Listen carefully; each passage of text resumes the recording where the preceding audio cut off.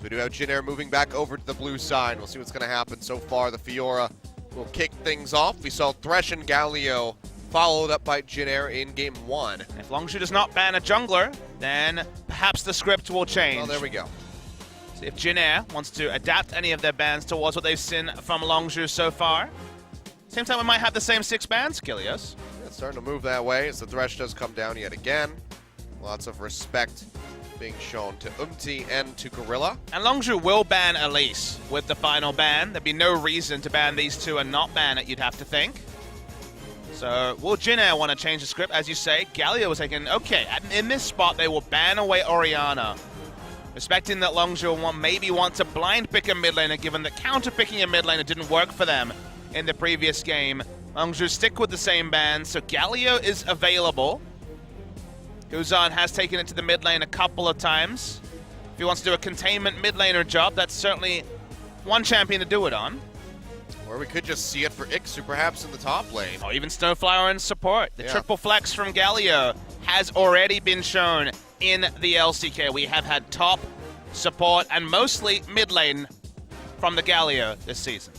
All right, well that comes through, and maybe we just see the Gragas again here for Khan. Still has that chance that Cuz flexes it into the jungle, but it seems like we're going to have the same pickups for Longzhu like we saw in game number 1 as the Ashe is locked in as well for Prey.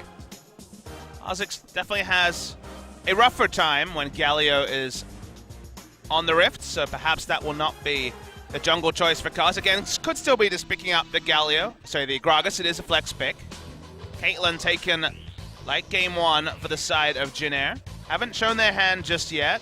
We are mostly respecting the Galio as a mid lane choice. Probably going to be the... Yeah, there we go. Does lock in the Caitlyn for Teddy. I mean, he was the driving force, the hope that Jin Air had there in game number 1 to get themselves back in when Longzhu started, hesitating a bit with their play, but they still were able to close it out. A lot of different directions they can go with their next draft. Grace would be a bit of a surprise, given that he's had a lot of woes when it comes to win rate this far in LCK. He has played it in the second game versus the Rocks Tigers. I mean, a lot of people have Achilles, but this season, Graves has a 29% win rate in Korea, the lowest of any champion picked a significant amount of times. So, going to be a bit of a struggle as the nerfs have really started to hit the Graves now that we've come to patch 7.10. I've only seen, this Graves and then Ivern other than Lee Sin from so far. Hasn't been forced to, given that Lee Sin has come through so many times. BD will just jump on the Taliyah.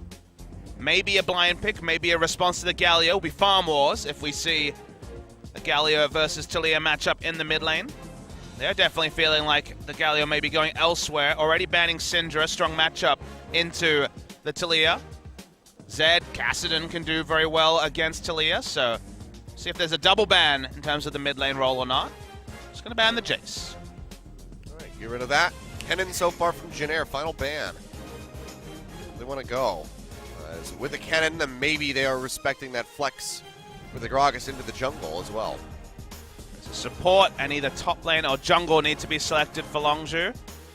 Gonna ban away the Zyra. So that's the only certainty, was that a support needed to be picked up, and gonna go for Gorilla's most blade when Thresh has been down. Support Taliyah. Get the seismic shove for the trade damage. I mean, support Taliyah was done by Delta Fox, so they got that going for them. Just the best basis. I mean, Shifter was 6-4 and 6. He was doing all right. He's pretty good. Oh man, did you see his brand Mad Life prediction play that was on the front page? That was Shifter is a good player of League of Legends. He has been for a long time. Jarvan's taken here. Again, semblance of flex. It's just trying to work out what's going on. He'd probably be pretty happy with the Kled into Jarvan, which is the expected matchup, but we've already had Jungle Jarvan once today, who's to say, and Snowfire was feeling the Braum. Tahm Kench or Braum available. Actually goes for the Braum over Tahm Kench in this scenario. A lot of different damage to be able to be blocked here, and very good against the explosive cask as well. Yep, so Galio will be in the mid lane for Kuzan, so. What support does Longzhu want to run? What we think we're looking for here. Tahm Kench would be available, but isn't really a response to anything on the side of Jin Air. Yeah, nothing to really take him away from other than He's usually going to be stuck in the taunt from the Ace in Galio. the hole, I guess you take away from that. But yeah, Tahm Kench will be locked in for Gorilla. And now it's just a question of where does the J4 go? Where does the Gragas end up? Because right now it's the hover over the top lane, but they can just keep flipping it back and forth until that 20-second mark. Yeah, Lulu nerfs seem to have really dissuaded Gorilla from jumping onto Lulu. Would have been great for the Flag and Drag Cataclysm to also have something like the Wild Growth thrown in, but clearly not feeling it. Gonna jump on the Tahm Kench. Melee support matchup, which happened pretty frequently so far All right, in LCK this season. Last couple seconds came down, and it was a swap for the J4 back to the top lane. So it will be Cuz on Gragas out of the jungle. That'll be a difficult matchup against the Kled. We'll see if the Kled is going to look better for Ixu. Desperate for his first win on the champion. 0-3 so far on his career. Liking it again, but with a true tank in the top lane and also the jungle, depending on where the Jarvan builds, even Tahm Kench as well. It feels like if we get to team fights again, you're not going to find a lot of joy for the engage coming through from the Kled. See how he manages. Was the one debuting that champion here in Korea and still has not picked up the win, whereas other people, you know, they've been trying it out and they have been finding success, Cube especially, in that regard. We'll see if the fourth time is the charm for Ixu, or if he's just going to add another loss. He's certainly going to be tanky because he's probably going to have a Hero's Entrance piled on top of the charge. If they actually do get access to the backline, Achilles could be big engage. That's very true. Well, let's see what happens. Third and final game for our first set of the day. Jin Air versus Longzhu, game 3.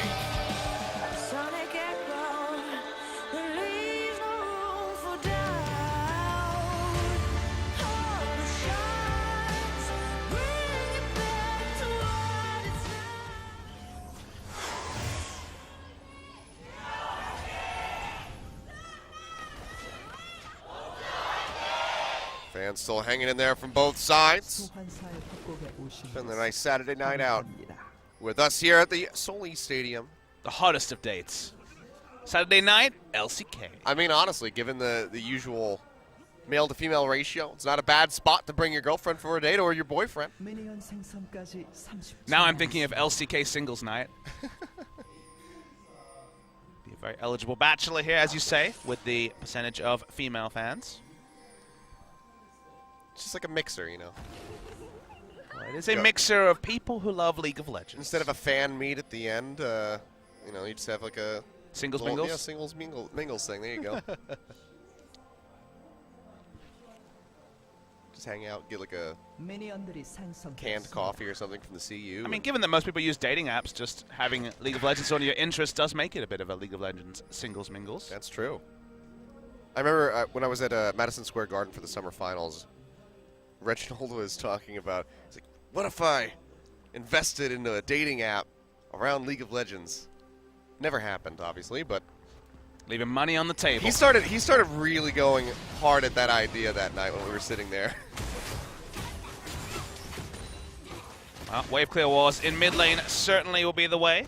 Hard leash for Cuz onto the blue buff. Teddy and Snowflower already in lane, so we do expect that to mean a quick level 2, as Teddy's actually taken Fervor this game, which, given the prevalence of Warlords amongst AD carries, is a bit of a change.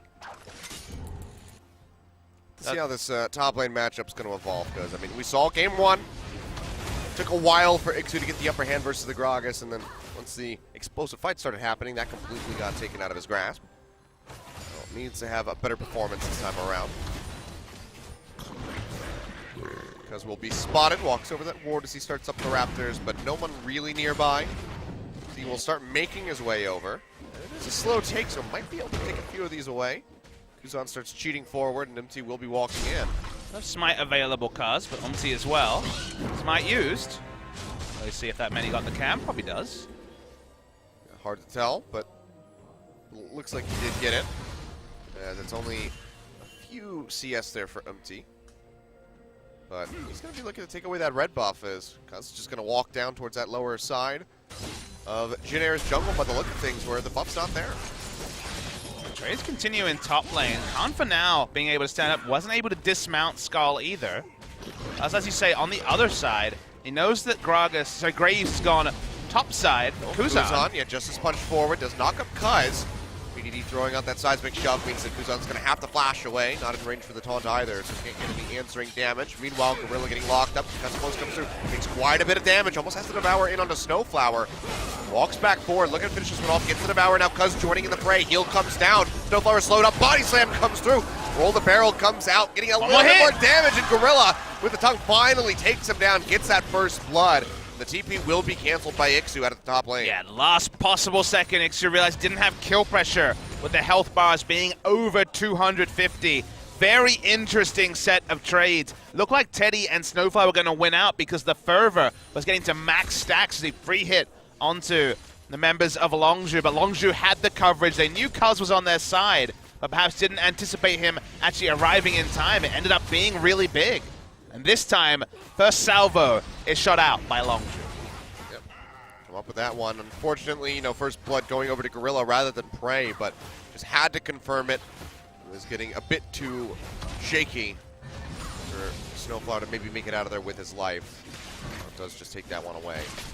Either way, nice little start from the side of Longzhu, better than we've seen from the first two games. Well, Summoner's down, except for Flash on Teddy. Might be significant if Graves finds his pathing into the bottom side. To watch this matchup in top lane track on as it's just gone double laning items. Actually has gone for the Doran's Blade, but Corrupting Potion needed to be invested in by Khan, so laning focused as you'd expect in top lane.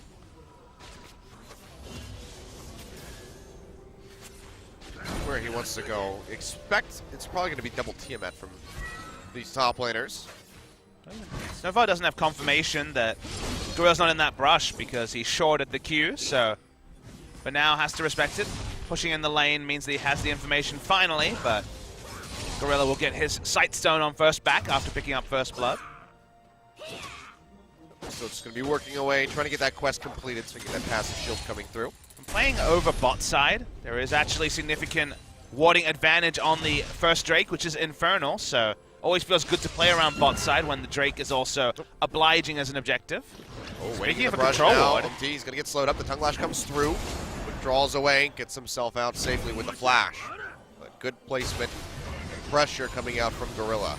If he could have been told that no flashes were up on either of those members, maybe wouldn't have had to invest his flash, but was surprised to see the Tongue Lash come out and just went for the safe move. Maybe worried about Prey wrapping around from the bottom side as well, slowing him up with the volley. So just decides to use it somewhat preemptively, get himself out safely.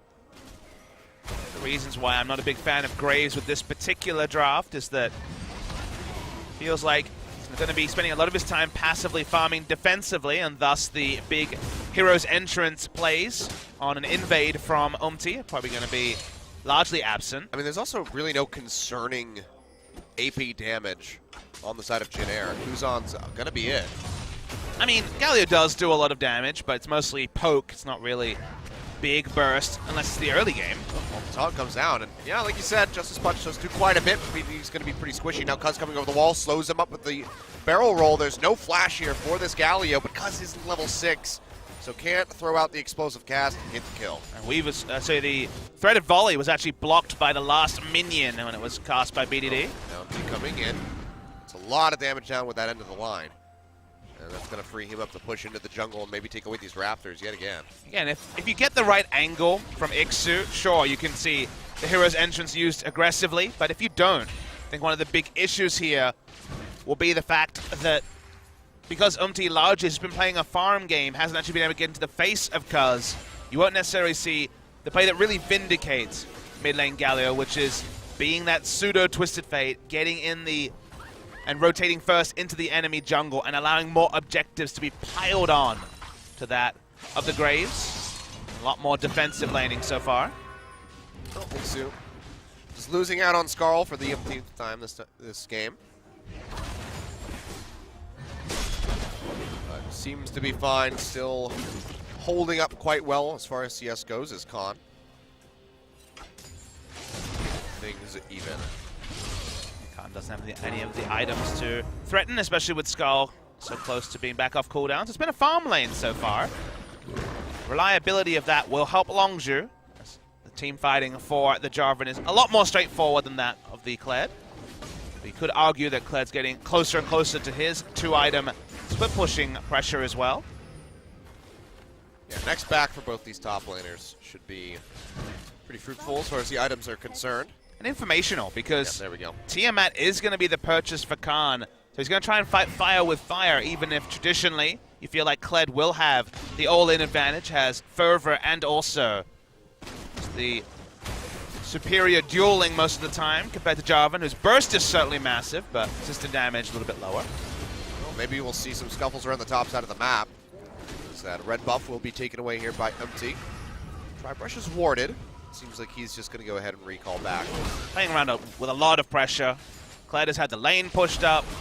Galio can Hero's entrance over, so smart of Cuz to play largely defensively, and he also has a strong side of the map. His strong side of the map is the bot side, so a play around the Infernal Drake, the percentage one for Longzhu. You can see these exchanges starting to rip off the HP bar of Khan.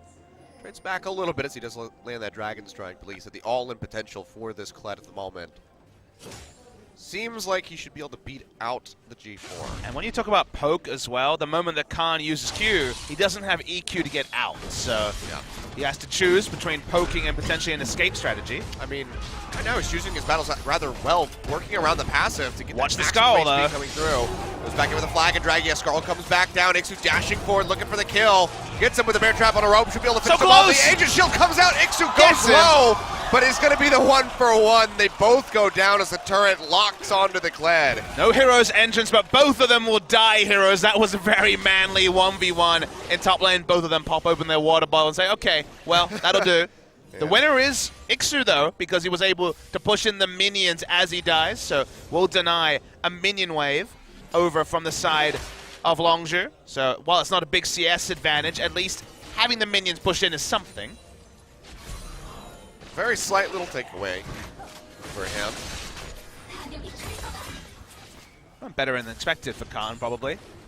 But if you're tracking the fight, can easily be baited by seeing just the Skull be popped off, but you build it up so damn quickly. One re-engage, and he had Skull again. Played slightly differently, and Ixu might have even got out, but wasn't to be this time. Still just going to keep things so close at the moment. 100 gold, even with Longzhu getting that bonus from the first blood. Just neck and neck at the moment. Now the ping's starting to come through onto that dragon. Looks like Longzhu will be starting it up. Ward in the pit. They're just going to go ahead and keep that one sitting there. So Jin Air don't really have an idea that this is happening, or maybe they do, and Empty just wants to latch onto the Rift Herald. This is still a cool part of the game. You know, Longzhu got the 1-for-1 on their weak side, which is pretty big. But now they're playing around their strong side, but so is Jin Air. So they're trading objectives, but both of them playing around where they're stronger. Khan walking over. This was old Rift Herald, then Graves would be pretty low. BDD. They want to try to fight this one. TP is coming through from Kuzan as the Rift Herald's down to about 2,000 HP. Khan looking for the entry. Ash Arrow coming through, connects in onto the Galio, but the Rift Herald will be smote away as Empty takes that one out. So more of a contest. Kuzan actually does pick up the Rift Herald, which is an interesting decision, but he can pop over to other lanes with his ultimate if necessary. His teleport will be down for the duration of the Rift Herald. Yeah. But I do like when games go like this, where teams understand where they're strong, look for objectives where they're strong, and the only slight winner is Longzhu going equal in the one area of the map where they were weak. Just a sponge forward here, BDD. He'll get taunted in as Kuzan just looks for a bit of damage. Will just really rip him apart, actually. Hooray for base values. Yeah. Very high. And BDD just doesn't have the items to really compete with the damage at the moment, even with just that adaptive helm coming through for Kuzan.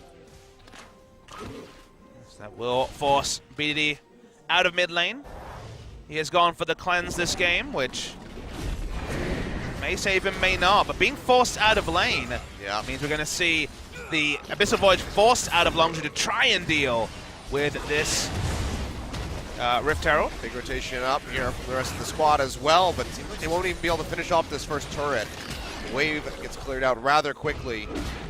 down just below half HP, but overall, the investment for the Rift Herald just doesn't seem to be worth it. Probably going to need a revisit from Umti to actually take down the turret, given that Galio is a melee champion, will be heavily harassed if he ever looks to try and Bear finish trap it. on a rope, not going to connect. Weaver's Wall starting to come through here for BDD. Rides it in, pops off, looking for Ixu. Lots of seismic shove. Cataclysm comes down. He's going to flash in just to get on top of him and will find the kill. 3-1, Longzhu. Put another one on the board. They definitely didn't want to play with their food there, Longzhu. Flash on top of it. Will they give up the mid lane turret as an answer for Ixu going down? The answer is no. Taunt already drawn out, knowing that the body slam was going to come through. And still does quite a bit of damage. The wave clear should be here. Explosive Pass comes forward, MT. Popping that collateral damage. Nearly takes out Cuz. Gets the whole body blocked. And now it might just be a party in the mid lane. Ashero not going to connect from Prey, whose accuracy is usually on point. Just doesn't really predict the movements that well. He'll stick around on the bottom side of the map. The first brick, that tier 1 turret in the mid lane, still going to be standing. Having Abyssal Voyage meant that even though the first rotation was from Jinair, they weren't able to actually secure down a 400 HP turret. Abyssal Voyage got the rest of the defenses in order, allow them to repel the push. So far, Longzhu trading up, but only by a sliver. 300 gold is the lead because the CS has been going the way incidentally, or incrementally, I should say, the side of Jinair. Almost item parity in the top lane, but an extra Kindle gem for Khan means that he's slightly ahead. He's got the lead. Hey, man. He's winning the fight. I feel like this matchup will get to a point where Khan can't make the same plays he is, but he's just got so much teamfight reliability with the Skydunk potential that Cuvée showed earlier this week that perhaps the trade-off is still worth it from the side of the Jarvan. You can see the Graves walking into the Tri-Brush MT spotted. Looks like he might just go for that red buff yet again, which I don't think Cuz has gotten his hands on this entire game. We'll also have the Galio to potentially respond. Ward comes down, goes low. Doesn't have the smite yet, so Cuz will be able to take this one away. Could have played it or pulled it even further, but decided not to, respecting pressure. Should have known that Weaver's Wall was on cooldown. Nothing gained for the adventure. Umti went on. Turret still hanging in there. Prey started rotating down to the bottom side. You can see it on the mini-map, but was starting to get pinched by Snowflower and Teddy, so has to wrap all the way back around the turret, so loses down on a bit of CS. And Umti and friends did invest 5 wards in the general area of red buff for no red buff steal. So now they can't really play around their vision because there's no advantages to be gained in the red side jungle of Longzhu. So they now actually have to pull back. They actually are now moving into an area where they don't have vision. So usually playing around vision is what leads to vertical jungling in the early game, which leads to growing advantages. Now having nothing to do with your vision means that Jina need to send multiple members to one quadrant of the map that isn't the red side jungle to even pick up things as seemingly trivial as their own Crux. Prey trying to play forward. Some hits onto that turret. It's barely been able to scratch the surface so far. Cuz walks into the mid lane, but Kuzan's going to be safe. Still has that flash ready to go. Kuz walks into the mid lane, sees a Galio with Adaptive Helm and a Spectre's Cowl, and thinks better of it. Nah. Do a lot more with his time. For instance, set up for that dragon. He's spawning up. It's an Ocean Drake, but still be another stack coming through. Seismic shove from BDD, not going to connect. And see the trading in the top lane. Become a little bit one-sided. Locks him in with that bear trap on a rope. Could have flashed in there. Potentially could have picked up the kill, but didn't want to go for it. Didn't have Q cooldown. Graves is top. Yeah, Cuz and it's going to be Weaver's Wall. Actually, Empty might be cut off. Heroic entrance coming down from Kuzan. Pops up BDD, and he's just going to get melted down. Cataclysm from Khan, but he gets taunted out. He'll be able to walk away with his life, but has to flash to safety in order to do so. And these are the plays we're talking about. Hero's entrance makes Graves a beast at continuing to fight with the damage reduction that was coming through. If the early game goes different and Graves picks up a couple of kills, you can't even contest your own buffs because you have to respect the Hero's entrance. Almost an instant double kill from the side of Jinair. Ixu was winning the trades. He will also win the turret race, break the base, or in this case, the outer ring of turrets in at the top side of the map, and that's also the first of the game. So first brick to Jinair. Yeah, 2,000 gold now in the lead. Just seemingly coming out of nowhere. We'll go ahead and get a replay of this. I mean, Khan going dangerously low. Like you said, flash forward. Could have been there for Ixu to go for the kill. Gets solo. Khan is literally an auto and maybe a Tiamat away. Probably not just a single auto. He knows Graves is roaming up, and you're like, okay, is Graves going to be caught here? Is it madness? But Hero's entrance, watch the turn onto BDD. 2 autos, and then he's basically instantly dead. That was before the Winds of War had even been used, and sure, Jarvan can give the Cataclysm, but no more. Khan gets himself the heck out of dodge to end all of that action. But you see why playing around the top side and playing around where you're strong with a Galio is a winning proposition. I mean, instant reaction from Kuzan, so very well communicated from the side of Jin Air to make sure that he was arriving just a couple seconds later. And that's the reason why we don't see Galio in top lane or even support so much, because support Galio really only works with a champion like Caitlyn, where you can push out bot lane, put Caitlyn in the mid lane wave clearing, and then Galio gets access to top and bot lane. But if you don't have access to both quadrants of the map, both sides of the enemy jungle, you lose out on the value of those early roams with Hero's entrance when those base values for Galio, even building full tank, are still super, super high. So in the LCK at least, mid lane Galio has been by far the most picked, and the win rate's pretty good, even if we get frustrated and not seeing Faker on get champions the charge coming through here. Does getting knocked back, going low, tries to get himself out. The safety will be taken down off screen by Empty. Now the taunt coming through from Kuzan, playing forward in the front line. Going to be untouched. And that other outer turret in the mid lane, under threat of going down. Couple more hits, would find it. Weaver's wall forward, Snowflower gonna go down. He actually jumps over the wall, over to Teddy, keeps himself alive against all odds. Does not fall. Kuzan now just walking away, still rather casual with how tanky he is on this Galio so far. A sliver of HP as it stays alive, and Longzhu looking a bit scattered in that fight, still not able to finish off the Braum. Yeah, it feels like everyone is a tank just at the last moment. Braum pops over the wall, still had flash available and exhaust for the back end of that fight. Even the mid lane turret that's been on a sliver for this long doesn't go down. Everyone got baited, including the casters in that particular fight. No one goes down, and Longzhu lived to fight another day. Yeah, looked like he was at the rights, but fantastic escape from Snowflower, having that stand behind me. Get himself out of dodge, but Longzhu just losing pressure still. That turret will fall as Kuzan pushes back in. Pretty fearless at this point.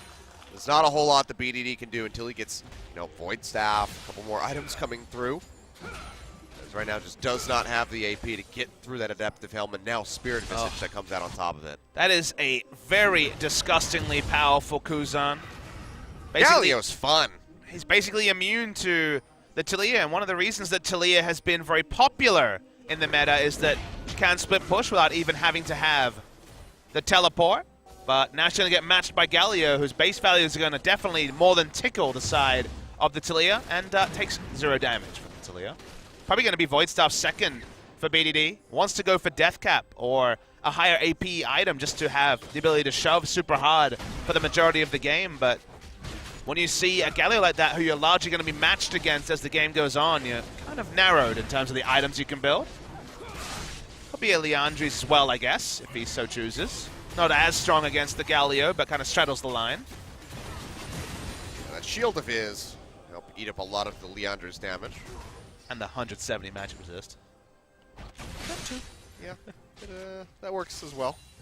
You kind of forget that Galio's identity now is still sort of an anti-mage tank. You don't really feel... he can still build armor, and you forget about the magic damage shield because it's such a tertiary part of his kit. Used to define Galio when he had the magic resist into AP scaling, but still is very powerful when there's 2 or more magic damage threats, which certainly have been in the meta for a long time. I remember old Galio and Force of Nature was an item. That was a really long time ago. Yeah. I remember old Dr. Mundo with Force of Nature as an item. It's unkillable. Not that Dr. Mundo has changed, but Force of Nature certainly did. It's gone. Like so many great items before it. Or alongside it. There wasn't that much removed, I guess, before That's true. Force of Nature. Well, that's the Innovating Locket was removed before it, for sure. Not that many Heart other of Gold items. was at the same time, I think. Might have been around the same Hold time. that thought as the charge is coming through. Prey on, and Lonesome just going to get dunked on at the moment. Gorilla arriving now with the Abyssal Voyage. Helps to try to keep him alive as the Devour comes through. Keeps getting popped up. Big the taunt comes down. Gorilla's going to fall prey. Following suit right after with the support. Goes low. 1 hit away from being stunned up, but you can see just no way for Khan to get into the fight. No TP available all the way in the top lane. Just now rotates down to mid. maybe should have just stuck around on top to get the split push going, try to knock down that turret, but instead Jin Air just keep gaining objectives and keep finding kills. And fourth time's the charm for Ixu, finding a really good charge. The best I've seen him personally pull off, diving past the first heart, knowing that Prey for once was all on his lonesome. Cuz couldn't interrupt it. The Missile Voyage wasn't there just defensively. He rides in on that Weaver's Wall, has to flash over it to get himself out to safety. You see that TP does come through from Ixu. So double TP. Yeah, they commit a lot. Yeah, Kuzan did arrive at the same time as you say. Kind of Rambo from the side of BDD. Didn't have much backup. Yeah, seems like the pressure is really getting to him, but we'll go ahead and follow Ixu through with this charge. It's a really good charge. As we said, the Tom Kench wasn't in position for this. Had to Abyssal Voyage just to get close to where Prey was. And sure, Pop-up. Get out, but got popped up first by the Hero's Entrance. As you say, second pop-up. The pop-ups are real. And then straight into a taunt from Kuzan. So this is really nice. This is really nice stuff from the side of Longzhu. Yeah. From the side of Jin Air, sorry. Very well chained together. Just doesn't give them a chance. And now 5,000 gold lead here for Jin Air, 3-0 on the turret. So still a lot of standing gold, but Longzhu just, they can't get themselves into a position to actually contest these. They can't even contest the scuttle grab. They can contest Vision around Baron because Kled has been playing bot side with no teleport. There is a teleport advantage now for Khan, given the double TP led to nothing from Jin Air. Heroic entrance is still there from Kuzan, though. Buys quite a bit of time. And the charger, I mean, look at that. I think he was knocked back. I can't tell by his health bar. He took like 80 damage. And that was with a Void Staff. It's just disgusting. Debonair Galio, very conspicuous so a person know more so as BDD is. All right, Ixu again. Charger on the backside, locks in onto Gorilla and BDD. As the shot does come through, and Ixu is going rather low. Devour out from Gorilla, keeps Cuz alive. Cataclysm comes down, but popped up is Khan going low, and he will go down as Empty claims the kill. Heroic entrance from Kuzan is handing over the shield, lands the taunt onto Gorilla. One more shot would fall. Explosive cast knocks Kuzan back in. Galio finally goes down. But still, the siege can continue from Jin Air because Teddy is rather healthy. This is the time where Jin Air's comp is strongest in the mid game when no one can even put any sort of scratches onto the side of some of these super tanks. Took a hilarious amount of turret shots to take down first most of Ixu's health bar and then Kuzan. They don't give up anymore though, and Longzhu are able to back away and put some gold back onto their carries. They need 3 items on Ashe, on Jarvan, on their carries to really make a dent in Jin Air. But for now, Jin Air reigns supreme, so them not being able to break the inner turret is relevant because it buys Longzhu more time. We'll pick up the Ocean Drake. So something for their troubles off the backside of that play. And Kuzan finally going down. It's just got to be a feel-good moment for Longzhu, even if it doesn't give them much. Kuzan says, well, I don't want to take physical damage either. Starts working towards his Frozen Heart. Will be 40% CDR just from items coming in soon. To pile that on. Just disgusting resistances. Prey needs a lot more before he can really start chewing through. Has the Blade of the Ruin King, which helps him out a bit. Outside of that, just going to be the Hurricane. His next choice of item is actually pretty tricky. Your first thought would be the Last Whisper into a Last Whisper item, but the armor value is actually pretty low on the enemy team. So Infinity Edge will almost certainly be the correct purchase for him here. It's just very expensive, slow to build, and Last Whisper earlier would help him to at least start puncturing into Kuzan while he's ignoring all of BD's damage. So no item feels fantastic on the side of Prey, as BD says, well, I'm going to get the most magic penetration I can, but Leandris is very much the next item for him. It's not going to help him dealing with the Galio. Yeah, not having as much AP as he would like. But Hero's entrance coming through. We'll get the pop-up on the Cuz just off the side. Barely finds that one. TP from Khan has to flag and drag his way out to safety right off the bat. Maybe we'd see the cancel from him, but does join in to try to counter a push in onto this tier 2 turret in the mid. Ixu can go bot lane if he so chooses. He has teleport back up in just a sliver of a second. Now it's going to be Longzhu. Have a lot less options when it comes to the globals. Only the semi-global of the Weaver's Wall available for him. So Jin Air just want to return to bot lane, draw a member down bot, and then they should have a very real chance at making something happen around the Baron side. Only way you can stop this kind of inevitability when it comes to not having the global resources to match the double teleport is to make some hard engagement plays. Prey hasn't really been on Ash Arrow duty this game so far. Been a lot more defensive plays for him rather than being able to lead the charge. That's very on the nose, but that has very much been Ixu's job so far in the early game, and the items start to pile on to the side of Teddy. Until we see Prey hitting 3-4 items, feels like it's going to be very difficult for Longzhu to wrestle this game back from Jin Air.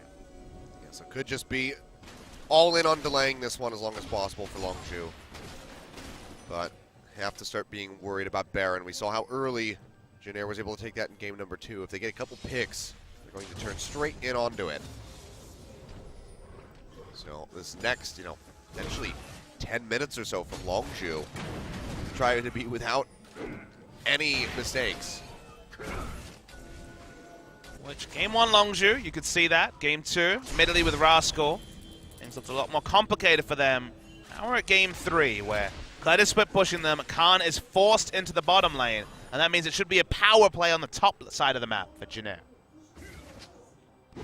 Just trying to get some vision control here in the river. Clear out most of these and take control over the Baron pit, at least for the moment for Longzhu. Caitlyn's out of any sort of power trough with double Zeal item and the Infinity Edge complete. Yeah, has that rapid fire cannon and static shiv ready to go. So no Hurricane here from the side of Teddy, but there's still plenty of wave clear from the rest of his squad. So doesn't have to be too concerned with that. Can just go a bit more aggressive. In which, Khan start engaging it onto Ixu. BDD is nearby. Cataclysm comes down, doesn't win a flash over the wall.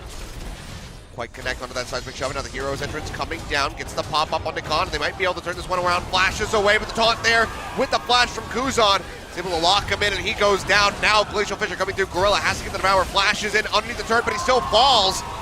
As Prey goes down, a double kill over to Ixu.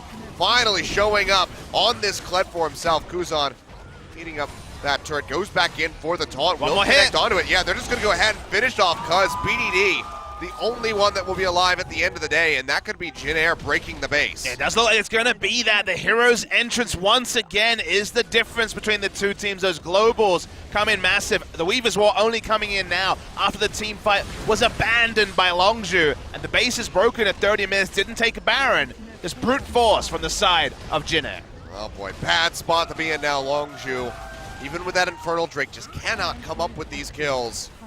Suffer 4 heavy losses, and now the inhibitor line has been broken at 30 minutes in the bottom lane, taking them as far away from that Baron as possible. So when this fight opens up, notice that neither team has vision in the blue side jungle of Longzhu. So you think, okay, Longzhu's going to get in there first, it's going to be fine.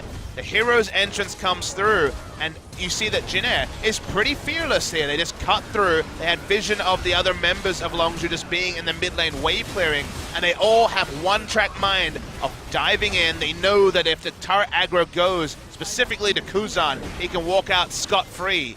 And from there, Teddy's free hitting at 3 items that was just hit, so the item buys perfectly timed for Jin Air Greenwings, and they know their limits with these Galio comps. It's one of the reasons that Kuzan hasn't been able to get his hands on Galio with any reliability. It was banned in game 1, actually by their own hands, but they clearly prioritize super high this Galio. Well, they're going in for Ixu, should be able to finish him off. It's a 4v1. Rogue's entrance actually will come down. Kuzan, is he going to regret this? The rest of the team is getting ready to join him in. The taunt comes through, locks up 3 members, and he is still just slowly getting chipped away at. Might be able to finish him off in the end, as he does start going low. Taunt yet again coming through, but they will kill him at the finish as BDD claims the kill. Abyssal Voyage from behind comes through.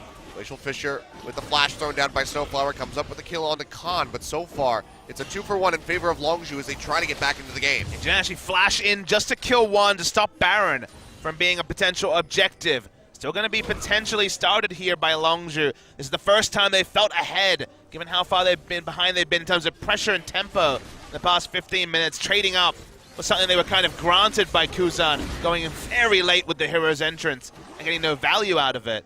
And looks like all Longzhu will be able to do is back away, pick up some minions, and maybe still lose part of their jungle. Yeah, I mean, just need to try to make sure that those Nexus turrets do not go down with all the super creeps spilling in. Teddy, he's going to be taken away the blue buff, the Gromp, while the Mountain Drake is grabbed up here by Umti. Means that the Baron is going to be that much easier for Jin Air. So go a bit too hard with that commitment on the hero's entrance from Kuzan. 2 of them die, but they still are coming out on top. I think what Jin Air have understood about their limits and about the players on their team now is that get Kuzan on a utility mid. Orianna was the attempt in game 2, but prototypically it has been a champion like the Galio. Find some of these dueling champions that, for example, Cuve's been playing, like the Kled, who, as we speak, is already going in. Charge forward, yeah, from Ixu. Tries to get the lockdown in on the Cuz, but the Devourer is there to keep him alive. But if they have Ixu with kill pressure and initiation on top side, a utility mid, and set up around Teddy, so far that has been the recipe for success for Summer Jin Air. Weaver's Wall was used there by BDD, not able to cut anybody off, so no kills coming through for them. Super Creeps are yet again just pushing forward into that bottom side of the map. The ping's coming down. So Jin Air waiting to play around that Actually, pressure. Arrow Caitlyn. Yeah, they do lock him in, but he's not going to get knocked in by that explosive casket. Heroic entrance was there as well from Kuzan, just keeping him shielded, keeping him safe. And now Longzhu in such a precarious spot. No vision inside the Baron pit. They do not know if this has started up until right now, as the Hawk shot does come down. Yeah, the best possible Ash Arrow from Prey doesn't actually gain them anything. The hero's entrance, the only big cooldown that they lose. Let's see if Jin Air can play smart around the Baron. If they have it stolen here, that might be a window back for Longzhu. Minions get cleared out on the bottom side of the map, and BDD does not have the Weaver's Wall to ride in. Khan gonna go low, can't really walk back in for the redemption. Flashes over the wall, actually does get the body block for the ace in the hole, so he does not go down yet. But the rest of the team is in dire straits. Gorilla will fall. Prey and Khan limping away, and Jin Air, still very healthy members, can go straight back over to that Baron if they so please. Teddy. Oh, he's going to play forward straight into Prey. Has the crit, the leap forward from Snowflower, helping deny that final damage coming through. Will keep he and his ADC alive, and BDD is unable to answer. And this time he's doing his best Prey impression, going in super aggressive, trying to find that kill onto Prey as Teddy takes him down. Jin Air have already broken the base in one spot. They want to break the base in the mid lane as well. They might just want to finish it here, honestly. It's 35 seconds left on Prey, but I guess with Teddy being as low as he is, they want to at least play this out slowly. Looking for the taunt. Won't quite find it on the Cuz. Khan is healthy. Gets the knock up into the knock back on the Kuzan as the explosive cast comes down, but Khan's going low. Cataclysm thrown out. Has to retreat back to the fountain. In the meantime, Inhib turret is going down. 15 seconds on Prey. The finish on the game. A bit too risky for Jin Air, but they will just go ahead, open up another lane for Super Creeps and peel back. Yeah, they went for the percentage move. They actually had super minions pushing in the bot lane towards the Nexus turret, but went for mid lane, backdoored most of it, and then finally got their minion wave because they realized takedown in the second inhibitor, back away, purchase up. Very difficult to contest Baron unless Longzhu rush it down right now. The only thing that Longzhu can actually force is another fight around Baron, and even that I think they'll lose given the spot they're in. Although they're going to try for this one, yeah, they throw out that Weaver's Wall. It's their best chance, as they honestly. pile in. They have the Infernal Drake helping them try to work through this Baron rather quickly. Umti going to be coming in, and Ixu charges in. Heroic entrance coming down. Baron taken away by Umti. All of Longzhu's hopes flying right out the window. 2 kills as the bot lane gets shredded down. A double over to Ixu, finishing off Khan. And just like that, Jin Air should have won the game. Yeah, it looks like Jin Air will do it. The Ocean Drake will be something. They're mostly healthy. Kuzan can tank double Nexus turrets for days. And Jin Air have turned around the script. We thought it was going to be 300 games and a 2-0 for Longzhu Gaming, but this new Jin Air continues to be dogged. They finally make the Kled work, which may be so important for them going forward, and they will win the series and jump to 3-1 and second place on the ladder. Yeah, second place in their sole possession, just underneath of Samsung. 36.5 minutes, and the Jin Air fans increasingly have more and more to cheer about. And insanely, it wasn't with a roster change that usually is the thing that pops up the sales, like for example Longzhu, whose rookies have largely done well. It's their current players playing smarter, making better decisions, understanding the limits of the champion pools, which is starting to fall into place, putting specifically Kuzan on these wave clear champions who can turret dive and peel, having Teddy be Teddy, that part was already set, and finding champions for Ixu and so on now, who no longer are on tank duty or on pressure duty. They're causing pressure in their own right. These 3 things together are winning strategies in how League of Legends is played come summer season, and that's making them, at least for the start of the season, one of the pace setters. You can see somber looks there on the faces of Longzhu. Khan as well, not feeling, 100% going into this series. Helps his team to a victory in game 1, can't quite do it there in Game 3, and Jin Air just keep looking more and more improved as time goes on, beating a Longzhu that nearly took down SK Telecom. And when you were kind of being sobering about Jin Air, if you were trying to be before this series, you said, okay, lost to MVP. MVP haven't looked great. That was the first series of the season. Beat Rox and Everate 2-0. And on the one hand, people would say, well, look at the opposition. And I was mostly looking at how clean Jin Air was. Like, Jin Air knew how to win in a way that they haven't for many years. They've been a Stolfest team. They've been a meme for a very long time. But that manner only matters if their players are good enough when the opposition gets better. Longzhu was kind of the first step where you're like, well, Longzhu are still pretty good. They almost took a series off of SKT, matched them at every moment. How good is Jin Air Greenwings? The answer continues to be pretty damn good. There are some asterisks here. Rascal played Game 2. Apparently Khan is having some issues, came back in Game 3. Didn't look necessarily his same polished self. You see Longzhu are crestfallen about their defeat. But Jin Air now have largely played a lot of these teams that are going to be out of contention for the top 5. We don't think MVP, Rox, and Everate, with how the season is looking now, are going to be top 5 teams. Now they've played 4 out of the 9 opponents. We're going to get to learn a lot about Jin Air Greenwings in the next 3 weeks or so. Yeah, I mean, this honestly makes you a bit more and more excited to see Jin Air play against the likes of SK Telecom. Been a long time since Jin Air versus SKT was hype. I think back to what, spring of 2015 when GBM was finally coming to his own on Xerath. They took 1 series off them. That was a big deal.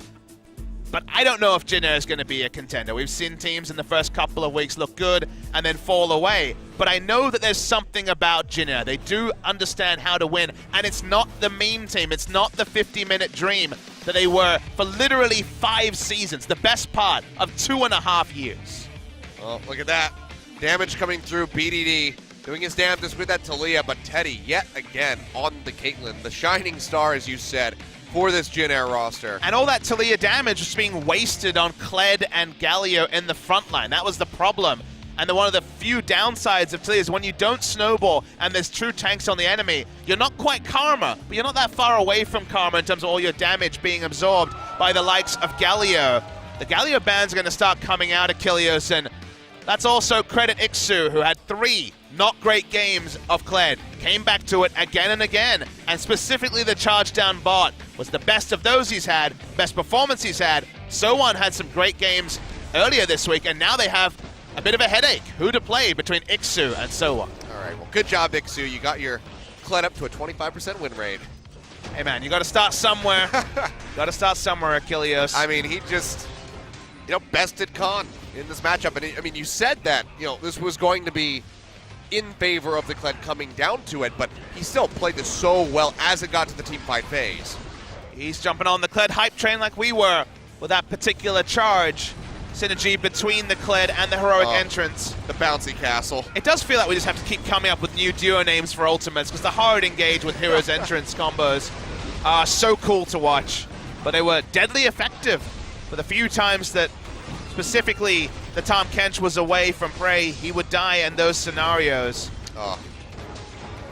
Making the Kled work. If you asked me who our 2 Kled players would be in summer, I would not have told you Cuvée and Ixu, even though Ixu had played it in the past. But so far, they are the trendsetters. Even Smeb, for example, didn't look fantastic on the Kled the one time they picked it. And Kled is now a pick to be feared in LCK Summer after not being a pick in Korea really at all in spring. Yeah, we saw it in NA quite a bit during the last split. I know Zig played that a couple times. But, I mean, yeah, this combo, just the charge straight into the hero's entrance is just dirty stuff from the side of Jin Air, well executed. And Kuzan very on point with the Galio, constantly landing, multi-man taunts throughout those team fights, responding within a matter of seconds with the hero's entrance. So good job overall by Jin Air. They put another win on the board, take sole possession of that second place spot just under Samsung. Let's go ahead, hear from our MVPs from today. So we throw over to Joel for the translation. Thank you very much, guys. We have Jin Air Greenwings who pick up a 2-1 victory against the Longzhu Gaming, and we have our interview MVP for today, Teddy and Ixu, for our interview. Teddy, we want to hear how you think right now.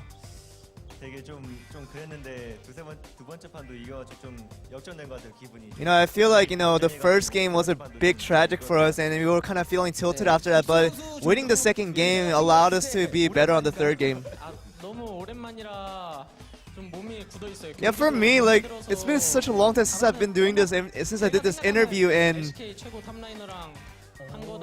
I think, you know, facing up against one of the premier top laners in LCK right now was such an honor for me, and also a very good game for me.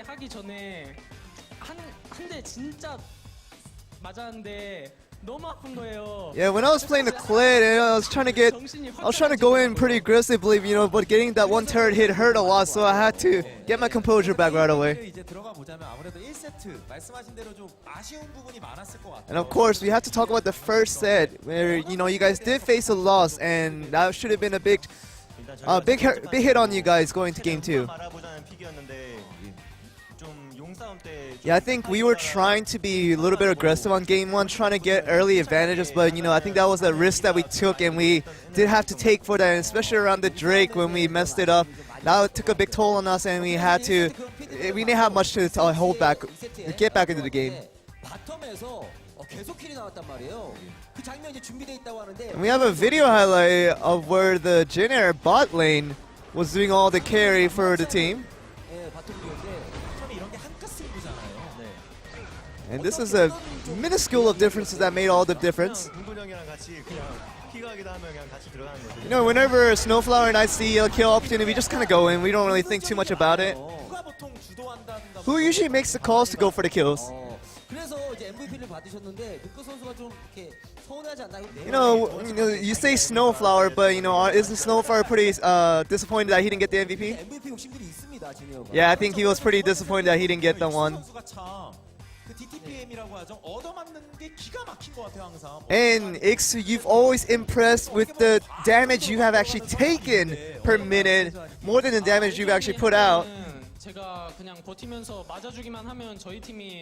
You know, I feel like we have enough talent in the team that, you know, if I soak up all the damage, my teammates will do all the rest of putting out the damage towards their opposition. So that's kind of what I rely on, and I feel like that is my role for the team.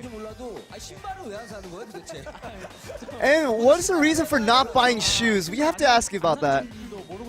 I didn't realize that. I didn't buy the shoes, but you know, like, getting the boots was a thing that, you know, I didn't realize that it was happening. But I think it was when I was trying to, you know, get closer to Karma. Karma was running away from me. I didn't know why I couldn't catch up to it.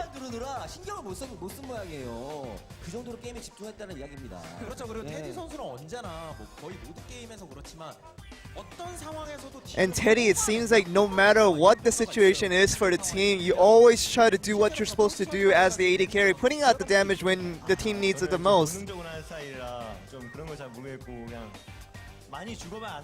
You know, I think, you know, I try to go aggressive at all times, and I think I realized after a few deaths that maybe I should go a little bit more passive, but I try to go in aggressively when I can.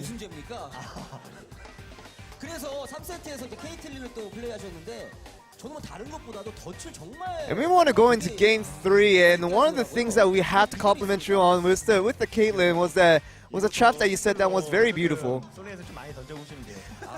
Yeah, I think it's just like you have to practice in solo queue. That's about the best you can do.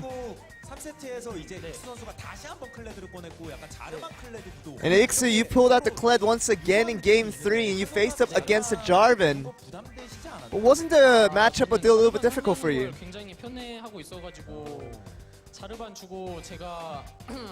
You know, with the ban pick phase, we got a lot of what we wanted, and so, you know, giving off the Jarvan was no problem, and, you know, we really want to take the Kled and try to go for the team fights.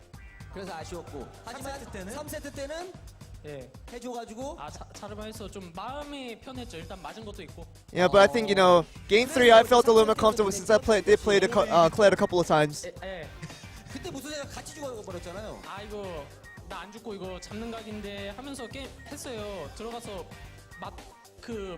I've had this situation where, you know, I was trying to go in for the kill, and at one point, you know, I thought I got the kill, and I probably did, but, you know, I died right after, so this is where he was talking about.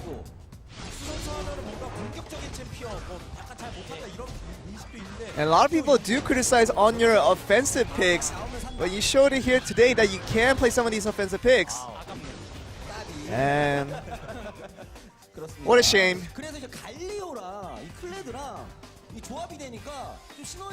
And a new synergy we saw today was with the Galio and the Kled with the ultimate chains that you guys can do. Yeah, we did practice out that composition a few times. You know, but with the synergy that the Kled and the Galio have with the ultis, and you know, we always try to go in together and try to make the most out of our opportunities. And we do have a video highlight of those chain of ultis. And Ixu, do you make these shot calling? Yeah, Jarvan didn't have teleport at this time, and it was a situation where we could go in aggressively because we did outnumber them. And I just told my teammates to go in aggressively on that one. It's definitely one of the best looking ultimates we got. And Jin Air, you guys are on a 3-win streak, and you guys are looking good. And I'm sure, you know, you guys had those, you know, comments towards you guys saying that you guys shouldn't be deserving this record, but how do you guys feel about your current record right now? You know, I think for me personally, I've done a lot of throws, and you know, I threw a lot of the games, and you know, I kind of realized that, but I think me being a little bit more consistent is helping out the team. A good assessment. Yeah, I think, you know, having a consistent result with the team allows me to be more aggressive, so it's helping the team out and individually at the same time. And it seems like you guys are very calm with your gameplay. Yeah, I think right now, you know, with the current team environment, we were always so loud, so that was a little bit rowdy, but we're settled down a little bit, so I think it's a little bit more calmer of an environment to play in.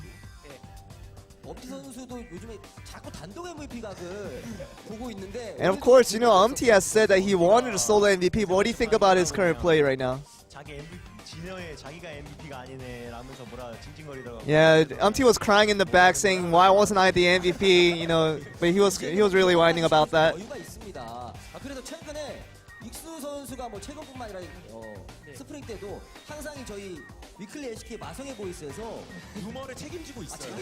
And you know, Ixu, in the last spring, we had to mention that you took a lot of the funny aspects of, you know, the players, but what is your current morale like in the team? Yeah, I think, you know, all of our teammates right now, we just really promote all this funny acts and try to be entertaining at all times. So even if the coaches stop us, we won't stop. So guys, we did a 3-game win streak, but now we're gonna try to, you know, extend this even further and hopefully have a really successful season this time around. So that's the end of the review. Back over to you guys. Thank you very much, Joel. I mean, the stage is set at the moment for Jin Air to continue forward and excel. Tougher opposition certainly on the way. Like you said, Rocks, Tigers, MVP, Everate, the squads that they have faced so far. But they're looking good. Their play is looking clean and concise. Yeah, week 3 and week 4, I think, are going to be the test. So the next match for Jin Air is going to be on Tuesday against KT Rolster. Probably a good time to be facing KT since they haven't hit their stride yet. Then they get to play BBQ, so probably going to be a bounce-back match. But back-to-back Tuesdays, KT next week, SKT, and Samsung in week 4. So by the end of week 4, we're going to know, is Jin Air an also-ran or a contender?